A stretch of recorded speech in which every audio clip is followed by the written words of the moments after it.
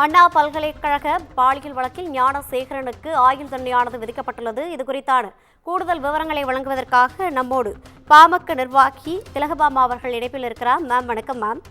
தற்போது அண்ணா பல்கலைக்கழக வழக்கு பதிவு செய்யப்பட்டு 5 மாதத்தில் ஞானசேகரனுக்கு ஆயுள் தண்டனையானது விதிக்கப்பட்டிருக்கிறது.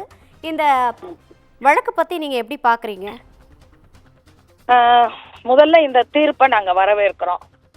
கடுமையான தண்டனை எப்பயும் பெண்ணுக்கு எதிரான வன்முறை பாலியல் வன்கொடுமைகளுக்கு கடுமையான தண்டனைகள் கொடுக்கப்பட வேணும். அப்போதான் இது நிறுத்தப்படும்.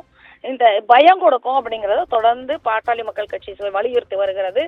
அந்த வகையில பாட்டாளி மக்கள் கட்சியின் பொருளாளரான நான் என்னுடைய இந்த தண்டனை கொடுத்ததுக்கு நான் உண்மையிலேயே மகிழ்ச்சி அடைகிறேன். இன்னொரு பக்கம் இந்த தண்டனை மேல்முறையீடு எதுவும் போயிட அனுமதிச்சிடக்கூடாது. மேல்முறையீடு எதுவும் போக அனுமதிச்சிடக்கூடாது அப்படிங்கறத நாங்க யோசிக்கிறோம். அடுத்த கட்டமா இந்த தண்டனை இவ்வளவு உச்சபட்ச தண்டனை 5 மாதத்துல கொடுக்கப்பட்டிருக்கிறது அப்படிங்கிறது பாராட்டப்படுகிற அதே நேரத்தில் நம்ம தமிழ்நாட்டுல விமன் எம்பவர்மெண்ட்டுக்காக உருவாக்கப்பட்ட பெண் பேராசிரியர்களால் நடத்தப்படுகிற கல்லூரிகள் எல்லாம் இன்னைக்கு மேல் ஸ்டாஃப் ஆண்களால பேராசிரியர் இருக்கிறாங்க. கோயட் காலேஜஸ் எல்லாம் அதையெல்லாம் விட்டுட்டு விமன் காலேஜஸ் இருக்கிறதுல அப்புறம் ஆண் பேராசிரியர்களை இப்ப நியமிக்கிறாங்க. இது பல இது போல ஞானசேகரங்களை உருவாக்குறதுக்கு வழிவகுக்குமோங்கிற அச்சம் இன்னைக்கு நிறைய பெற்றோர்கள்ட்டையும் ஆசிரியர்கள்ட்டையும் உருவாகி இருக்குது. அரசு இதையும் கவனத்தில் எடுத்துக்கொள்ள வேண்டும். யார் அந்த சாருக்கும் இன்னும் அரசு விரைவில் பதில் கொடுக்கும்னு நான் நம்புறேன். மேல்முறையீடு இது எந்த கட்டத்திலும் இது போக அனுமதிக்க கூடாது.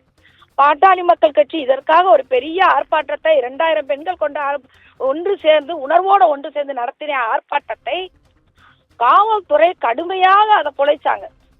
அத்தனை பேரையும் கைது பண்ணாங்க, கடுமையாக நடத்துனாங்க. ஒருத்தரை கூட அந்த இடத்துக்கு வரவிடாம தடுத்தாங்க. அப்போ அதற்கு என்ன காரணம்?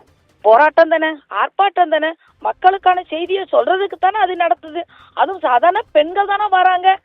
இதை எப்படி இவங்க ஏன் அவ்வளவு வன்முறைக்கு கொண்டு போய் அவ்வளோ பெரிய கைதை ஏன் நிகழ்த்தணும்? அப்ப இதெல்லாம் இன்னும் நம்மளுக்கு நிறைய சந்தேகத்தை கொடுக்குது இல்லைங்க. இப்ப இந்த சந்தேகங்களை எல்லாம் இன்னும் அரசாங்கம் தெளிவுபடுத்த வேண்டும். 5 மாதங்களில் நான் 30 ஆண்டு கடும் தண்டனையை நாங்கள் வாங்கி கொடுத்து விட்டோம் என்று இது அரசாங்கம் போராடி இருக்கு. இந்த செய்தியை வெளியே கொண்டு வரதுக்கு நிறைய பேர் முன்னின்று இருக்காங்க.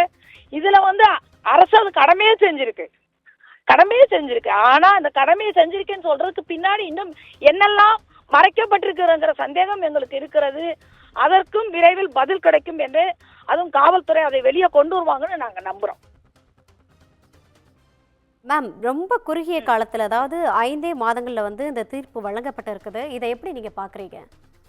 ஒரு விஷயத்த ஒப்பீட்டு ரீதியா பேசி அதை விட இது பரவாயில்லன்னு என்னைக்குமே சொல்லாதீங்க. 30 ஆண்டுகள் தண்டனை ஆயுள் தண்டனை கொடுத்திருக்கிறாங்கிறது இந்த கடுமையான தண்டனை கொடுக்கப்பட வேண்டும் என்பதுதான் நாங்க வலியுறுத்துறோம். அந்த பாட்டாளி மக்கள் கட்சி வலியுறுத்துகிறது. அந்த வகையில நான் இது வரவேற்கிறேன். ஆனால் 5 மாதத்துக்குள்ள நான் கொடுத்துட்டேன், சரிங்க. அந்த யார் அந்த சாருங்க, அந்த உங்களுக்கு அது எவிடன்ஸுங்க, சாட்சிங்க. அந்த தொலைபேசியில் இருந்த சாட்சி, அந்த சாட்சி ஏன் மறைத்திருக்கிற கேள்வி இருக்குல்ல. அந்த கேள்வியும் சேர்த்து கேளுங்க. இங்க பாருங்க, காவல்துறையோ அரசோ என்ன செய்யணும்? குற்றம் நடந்த உடனே அதுவும் உடனடியாக அதுக்கான தண்டனைகளோ சரியான விசாரணையும் அதுக்கான தண்டனையும் கொடுக்கப்பட வேண்டும். காலந்தாழ்ந்த நீதி, மறுக்கப்பட்ட நீதி, இது எல்லாம் அநீதிக்கு சமானமானதானே? 5 மாதத்துல கொடுத்ததுக்காக அரச பாராட்டணும்னு நினைக்கிறீங்களா? பாராட்டுறேங்க. அதே நேரத்தில் யார் அந்த சாருக்கு பதில் சொல்லுங்கிறதையும் நான் கேட்கிறேன். மேல்முறையீடுக்கு எந்த விதத்திலையும் இந்த வழக்கு போறதுக்கு அனுமதிக்க கூடாது. இது எங்களோட கோரிக்கை. இணைப்பில் கருத்தை பதிவு செய்தமைக்காக மிக்க நன்றி மேம். நன்றிங்க, வணக்கம்.